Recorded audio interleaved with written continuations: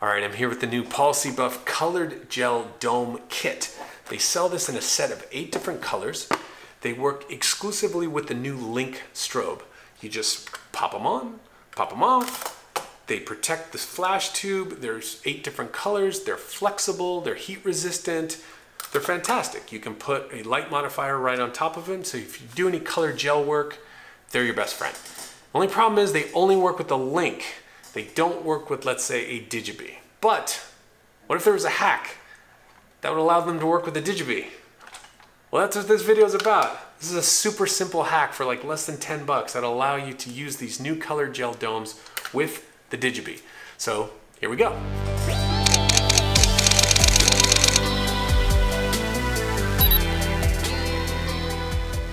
Hey everyone, this is Mike here from Mike McGee Photography. Okay, these are my favorite types of videos on YouTube.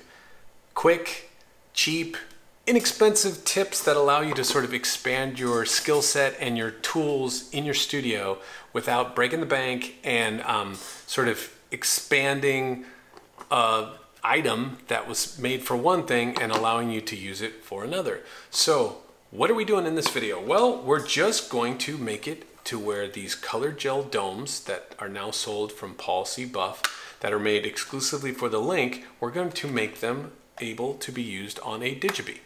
All right, very simple. Now, first let me just show you what it looks like when you order one of these dome kits. It comes with 8 colors.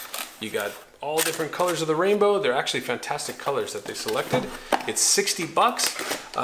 Works out to be, what, like $7.50 a dome. They're reusable, heat resistant, interchangeable. Fantastic. What I like is that you can put the light modifiers right over it. You can use grids, you can really shape the light and use colored gels at the same time. Sometimes you have to use film over a strip box or something. That all goes bye-bye with this. But they only work with the Link. So this allowing you to use the DigiBees with this is sort of a game changer for me because I have 2 Links, but I have multiple DigiBees as well. So now I can use the same colored gels. Let's say I had 2 purple gels on my Link. Well, then I can put 2 yellow gels on the DigiBees, and then I can really, with the same colored gel dome kit, I can use essentially 4 different strobes, but 2 different colors in different ways. So it allows you to sort of maximize your usage of even just one dome kit. So what do you need to make this happen? Well, you're gonna need 2 things. You're gonna need foam mounting tape. I wish this was better packaging, but I've had this probably for a year. It seems like it lasts forever because you only need little segments, but I'll put a link in the description for, this is Scotch brand foam mounting tape, and you want the strong permanent mounting tape that's foam. Here's what you don't want. You don't want the 3M weatherproof, whatever rubberized stuff. I tried it, it didn't work. You stick the magnets on, you pull off the dome, and they came right off. It just doesn't stick to the metal as good as the permanent foam. So you want the Scotch foam mounting tape, that's number 1, and these special little set of annoying magnets. They're incredibly annoying because they're so strong, small, and flat, but they work. So what you want to do first is you want to make sure that you're doing this on a nice hard surface, not on a carpet, because you're going to drop them. I dropped them when I was first trying this. They attract to metal, of course. They are very strong, so they attract to themselves, and sometimes they fall off the table and you're looking for them.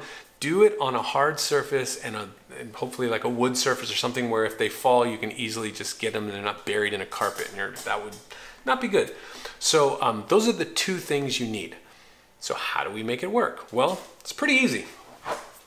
I just tackled this as if you were doing the face of a clock. You have 12 and 6, and you have 9 and 3. So I made it to where you had those 4 sort of corners, well, not really corners of a circle, but okay, you get the idea. There's 4 points of the clock, let's say, and you're going to put the magnets on those spots. Now, these colored gel domes are made for the Link, so the Link lines up these teeth perfectly. Now, will those teeth line up with the DigiBee? No. Does it matter? No. Look at, they're flexible. So when you push down on the teeth, it just doesn't even matter if it lines up or not. And the beauty is that these, even where I'm placing these magnets, it doesn't interfere at all with like putting a strip box, beauty dish, soft box on top of that. You're not going to hit that. It's actually within, it's under the ring. The ring goes around it on the outside. So it's perfect. The placement is perfect. So really that's all you're going to do. But here is a big tip. Deal with the magnets last. You want to set the magnets aside. Say hello to them. Say goodbye for a little while. You are going to work first with the surface of the DigiBee. Now, what you're going to do is you're going to buy your dome set on paulcbuff.com, and full disclosure, they are not paying me. This is my set. I bought 2 of them with also the color correcting ones. They are not endorsing this. I don't know. I'm just trying to tell you a great way to utilize these domes. So what I did was I just lined up the little metal parts and put it, again, as the face of a clock. You got 12 and 6 and 9 and 3, and you're kind of eyeballing it right about there. Okay. Then you just take a Sharpie, and I'm holding up this so I can't use both hands at the same time, but all you'd have to do is, since it's flexible, it's perfect. You just kind of line it up where it should be, then you bend one down and then put a little dot with a Sharpie with the other hand. Bend one down, in, put a little dot with a Sharpie. Bend one in, and you just do that 4 times. So the end result is you're gonna have 4 little dots where the magnet should go, right about there, there, there, and there. And then now, step 2, you're going to just cut some mounting tape with scissors. Simple. You're just going to eyeball it, just cut off these tiny little strips. They're actually very small. You can see how small they're going to be when I show you, like, and they don't have to be circles, they don't have to be perfect, it's fine. So you just cut a little square right there, and then what you're going to do is after you cut each one, you're going to push it as hard as you can with your thumb. Use your thumb, use something plastic, don't use anything metal. You're just going to push really hard, and then you're going to peel off that secondary layer of adhesive on top. So then step 3, you're going to reach for the annoying magnets that have hopefully been in the box, tucked away, not flying around as they should, and you're going to peel one of these guys off. They are, I'm telling you, they are strong. Peel one of these off, and now you're going to just line it up on top of where that foam is, and you're just going to try to center it on there. Well, obviously it's a magnet, so it attracted. You're going to pop that baby on right there. Then, as the last step, what I did was after that's in there, I pushed really hard, and then what I did is I just took the end of a Sharpie, just kind of pushed really hard straight down so it's sort of embedded into the foam as much as possible because it flexes, and just push really hard. Now, should you take the flash tube out before doing this so you don't break anything? Yeah, you probably should. Did I? No. So be careful. Just push it really hard like that. Just give it a good one, and you want to really make sure that it sort of embeds in that foam, and you are done.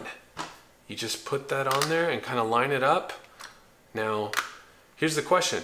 Do high-powered magnets on the surface of this affect the inner mechanism of the electronics of the device? I don't know. Maybe Paul C. Buff will chime in. I doubt it. I mean, it has a nice faceplate that's solid metal that's not attracted to magnets, so it probably is like a shield. I'm gonna guess. I'm not an engineer, but I think it's fine. Let me be the guinea pig. In a week, if something explodes, I'll let you know, but I think it's gonna be fine. Anyway, this goes here. You're good to go. Now, last but not least, you might be thinking, well, hey, Mike, it works on a DigiBee. That's awesome. Does it work on an AlienBee? Let's take a look. We grab a little AlienBee. And the first thing you know is this giant phallic modeling lamp, and you're gonna say, well, that's not gonna work. Of course, well, it's not. But will it work if you take out the modeling lamp? Yeah, actually it's perfect. It will work the exact same way as a DigiBee. So will it work with the AlienBee? Yeah, it just won't work with the modeling lamp. So there's a little bit of a trade-off there. Now, if you're like me and sometimes you really like to use colored gels with a modeling lamp, like you do motion blur in camera, and you drag the shutter so that you get that motion blur, and let's say that's pink, but it's like got some color vibes to it. I do that quite a bit, so I'll post a link in my portfolio to that section of kind of colored gels if you want to just take a look at what I've done with a little bit of motion blur in camera. So you would lose that ability with the AlienBee. However, it works. You could do the same thing. Just put some mounting tape. You already bought it. You have enough magnets, do that, and you'll be good to go. So now you're probably saying, all right, Mike, thanks. What about the Einsteins? Let's take a look. All right. Here we have another Einstein. All right. Will it work with the glass dome on? No, it will not. But what happens if you pop off the glass dome? Well, will it work? Actually, it will. So it will, but I want to do one little caveat. Unlike the other strobes, if you notice, the Einstein is the only one that doesn't have a completely flat surface, a big flat plate of the surface on there, right? Einstein has like, it's vented, it's circular, it's not flat, so it is a bit different than the rest, and there isn't really a good area to sort of mount that tape. Can you find one? Yeah, it's sort of on the side, and I'm sure it would work, but there is one thing to keep in mind. Now, Einstein has a pretty intense modeling lamp right there. I think it's 250 watt, I might be wrong about that, but it's an incandescent lamp, so that's right there, and it's basically almost touching. Is that going to cause a problem if you have, let's say, your modeling lamp on full power and you have this like right on top? I actually think it might. I wouldn't be comfortable because this thing generates a lot of heat. I would almost take that modeling lamp out, or just say maybe it's not the best idea to use it with an Einstein. Again, your call. I probably wouldn't do it, but the beauty of the DigiBee is that it has the LED modeling lamp. You can even see it's completely recessed below the flash tube even. So, I mean, this is just, it's perfect. So that's really all there is to it. I might do like a close-up or something like that. You probably don't need it. I mean, we're talking foam tape and magnet, but I might do a little close-up because I still have to do this one. So maybe I'll just film it and just do a little music montage with this one or something like that. But that's pretty much it. So these color gel domes aren't just for links anymore. If you want to do this little tip that costs like $7 for the magnets, and if you have foam mounting tape, then that's it. So hope you enjoyed this video. Hope you do some color gel work, and if you have any questions, please put them in the comments. I would appreciate if you hit like if you like it. Feel free to subscribe. I have more tips and tricks and whatever.